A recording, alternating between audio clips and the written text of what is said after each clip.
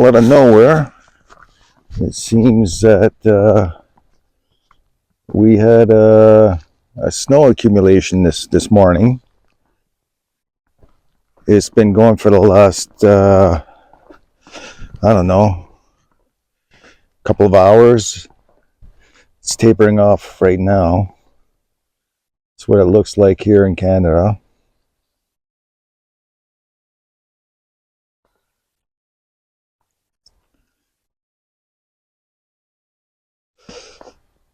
And just go up a lookout here.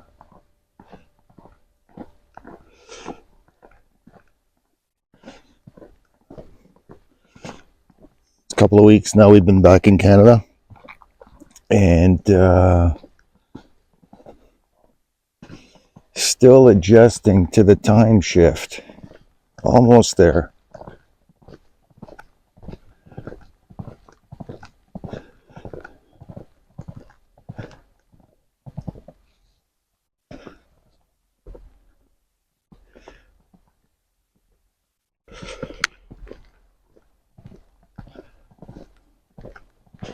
It's not that cold. Well, this is common.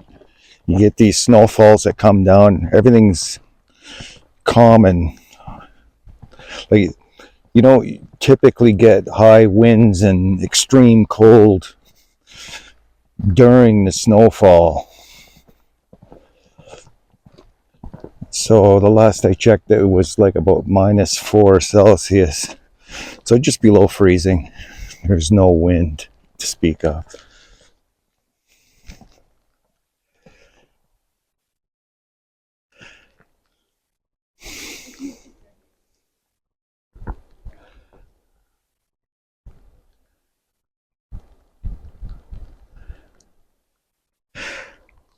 For anyone who's not familiar with snow,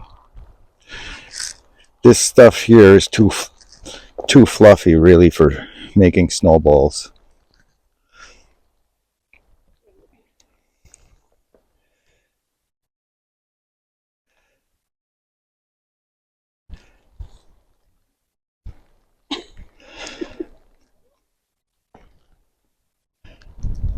Plus ice.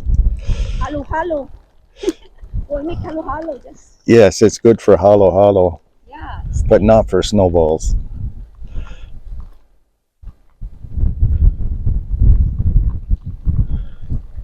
Can you take me a picture here?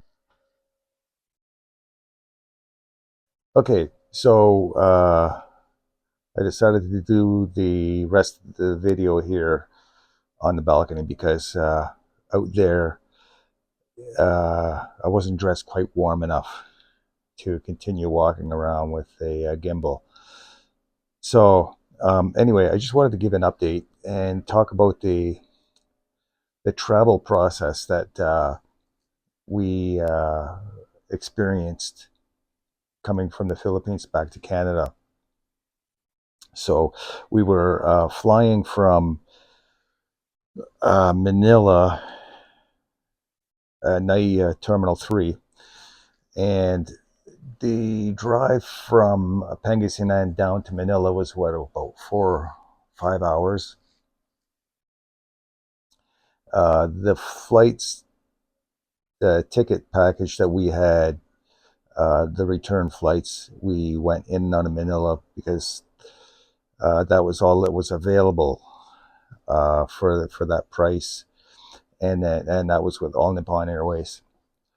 The preferred airport, of course, is Clark, and then next year we'll be doing Clark.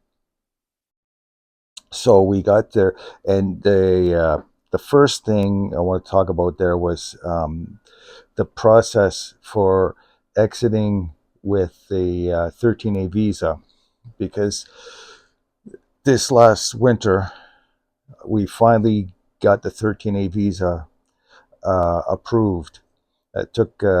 It was a couple of years in the making because we had problems getting the marriage certificate document formalized, or no, we had it here in Canada, but to get it recognized in the Philippines it's a long process. which could have been avoided. Um, so got the 13A visa. It was approved in December. Received it in February, but the approval was in Manila was in December. So we got that document. Then it was a matter of deciding how to get my exit clearance. I had two options, or actually three options. One is I could have gone back to the BI office in Pangasinan about a week before traveling and get it done there, which I don't know if I would have had it on the same day or not. I suspect probably. However, just the same, that's a trip in itself to get from our town to the office. It's about an hour each way. The other option was to go to the BI office, the counter at NAIA Terminal 3, and they happen to have one there. Other terminals, they don't. Um, but the other option was to do it online. Bureau of Immigration have their e-services website with all kinds of different services, that being one of them. So that's the option I went with. And when you get it online, the certificate, when you get the certificate, is good for 30 days. So about 30 days, about 4 weeks actually, before our flight, I went on online and applied for it. And because my profile was set up and the all my biometrics were already recently um, inputted into the system from my 13A visa process and ACRI card. So I was able to do it through the e-services for that reason without having to go to an office. Another thing too, this is a key thing to remember, is when you input your profile into e-services, you need to put in information as they have it in their system.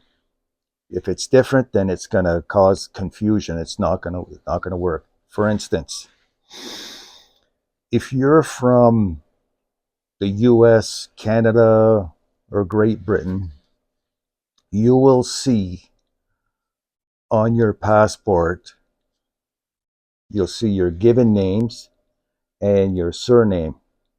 Your given names will include your first name and your middle name. In the Philippines, on their passport, they have given name, they have a field for middle name, and they have a field for surname. So if you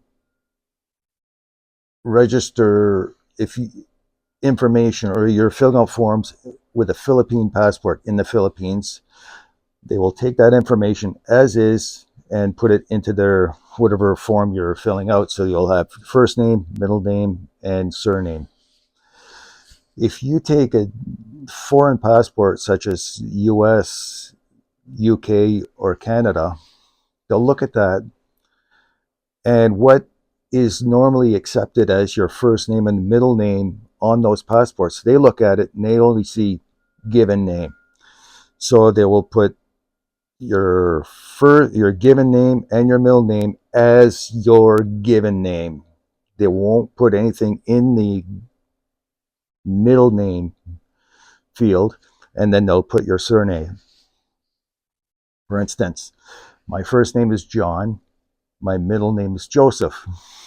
All the documents in the Philippines say that my name is John Joseph without a middle name.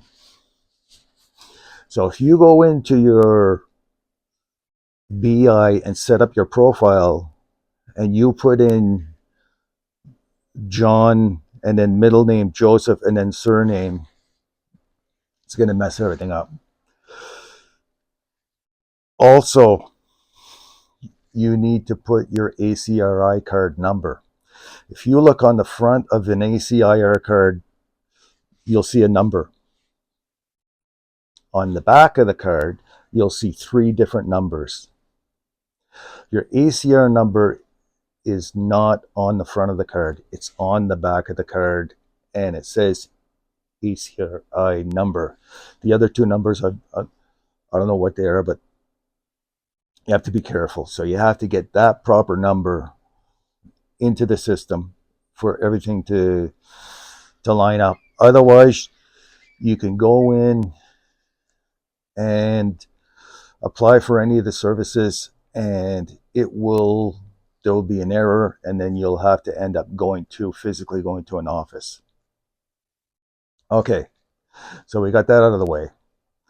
And then I applied for the exit clearance.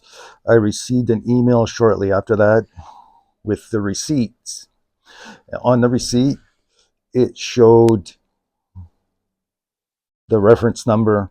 It showed the details for each of the charges and the total transaction, and a QR code. That's it. So I thought, okay, so I was communicating with ChatGPT on this, and at that point, we were under the understanding that, well, it was probably going to be another week or 2 before they would send me the actual clearance certificate by email or ask me to go into the office. Neither of that happened. There was never any more communication. So getting closer to the departure date, I took a scan of the ACRI receipt that I had, or actually printed out, and then I sent that to ChatGPT, and it then said that is the clearance certificate. So I had nothing else that I required. So obviously, all my biometrics were already in the system, and the QR code was just there to trigger my biometrics for the immigration officer at the airport. The only other thing I needed as a 13A visa holder was the exit travel tax. And I tried to get that online. The travel tax would not accept payment online, so I couldn't do that. So what I had to do then was, as soon as we get to the airport, I had to pay the travel tax there at the counter. And fortunately enough, we went to the door at Terminal 3, and the desk was right there. There was no lineup. Showed them my documents and paid the tax. They gave me a receipt, and I was on my way. Then we went to the All Nippon Airways check-in. They weighed our bags and checked in everything. And actually, the bags themselves, the check-in bags, were out of 4 bags. I think 3 of them were a little bit overweight, maybe 1 or 2 kilograms, and they didn't care. So that was good. Went through security, went to the immigration officer, showed them my exit clearance certificate with ACRI card, passport. He scanned the QR code, stamped the passport,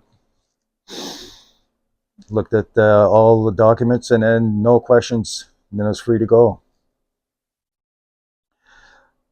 And nobody asked about the travel tax, because I guess that as soon as I paid for it, it was in the system. And that was good. Flight went well. Been now for the last week and a half, been getting used to the change in time zone. We're almost there. Has been pretty mild weather here. Today, the snow's been coming. It's a little chilly right now. And we're just going to be figuring out what to do for the next 6 months. Never know. Might be doing road trips across the country again, and planning what to do next when we go back to the Philippines. We already have our tickets. This time we'll be going with EVA Air in and out of Clark, and going there in September. I would have liked to have gone a little bit later, but we need to get there because the 13A visa that I have right now is a probationary, which expires in December. So I have to go right away, get my NBI clearance, criminal check, and then go apply for the permanent 13A visa, which will be another, I think, 11,000 pesos. And once that's done, I'm good for it. That's a permanent visa. And then I think every 5 years you just renew the ACRI card. And then anytime I get a new passport, which will be in another 9 years, then I would have to get that passport, the new passport stamped. So that's about it for today. It is getting a little chilly. Just standing here. I'll give you a little quick shot here. It's still coming down. And that's it for today.